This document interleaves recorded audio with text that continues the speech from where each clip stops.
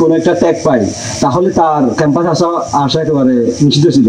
আমরা গতকালকে এটার একটা ভিডিও হয়তো আপনারা দেখছেন যে সে হাটাজারি তাকে শিবির শুনছে, পরীক্ষাতে আসলে তাকে অবশ্যই কি করতে হবে, এই টাকা দিতে হবে।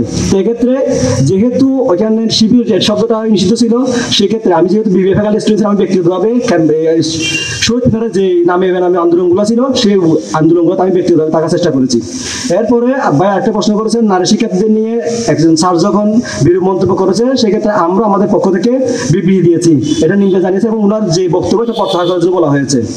এরপর একটা প্রশ্ন করেছেন মানে আমি ওই ছাত্র শিবিরের বিভিন্ন কার্যক্রম উল্লেখ করতে গিয়ে ভাই আমি শিক্ষার্থীদের পারপাস সার্ভ করবো নাকি ছাত্র শিবিরের পারপাস সার্ভ করবো, আসলে আমি এটা বোঝাতে চেয়েছি যেহেতু আমরা অতীতে বৃহত্তর স্বার্থে শিক্ষার্থীদের নিয়ে বিভিন্ন প্রোগ্রাম আয়োজন করেছি, সেক্ষেত্রে আমার যে এক্সপিরিয়েন্স আছে সেই এক্সপিরিয়েন্সগুলো আমি ক্যাম্পাসে যে বৃহত্তর স্বার্থে আমি 30-28 হাজার স্টুডেন্ট নিয়ে কাজ করবো, সেই অভিজ্ঞতার কাজে লাগিয়ে আমি এখানে কাজ করার খবরটা উল্লেখ করা হয়েছে, এক্ষেত্রে ওই ইস্যুটা আনা হয়েছে।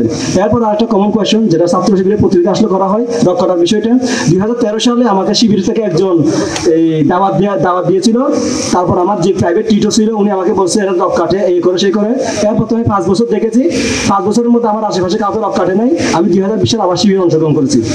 এরপর জুলাই আন্দোলনের আমার ভূমিকা নিয়ে উল্লেখ করতে বলা হয়েছে, আমি একটা কথা বলবো, মুরাদপুর আন্দোলনের যখন 2:30 যখন আন্দোলনের সময় দেওয়া হয়েছে, 2:27 এখানে কি হয়েছে, ছাত্রলীগের সন্ত্রাসী এখানে জায়গাটা দখল করে আন্দোলন বানচাল করে দিয়েছে। সেক্ষেত্রে আমি এই আমাদের প্রার্থী শিফন ভাই সহ আছে, আমি নিজে শিফন ভাই সহ 3-4 জন মিলে আমরা আন্দোলনটাকে সামনে নিয়ে গেছি। ইভেন আমরা হচ্ছে কি ওই দিন প্রায় 600 টাকার গুলটি নিয়ে এসে মার্বেল সহ নিয়ে আমরা যে 5 আছে 5 নিয়ে আমরা আন্দোলনটাকে সামনের দিকে এগিয়ে নিয়ে গেছি এবং ওটাই হচ্ছে কি চট্টগ্রাম আন্দোলনের টার্নিং পয়েন্ট। ধন্যবাদ সবাইকে।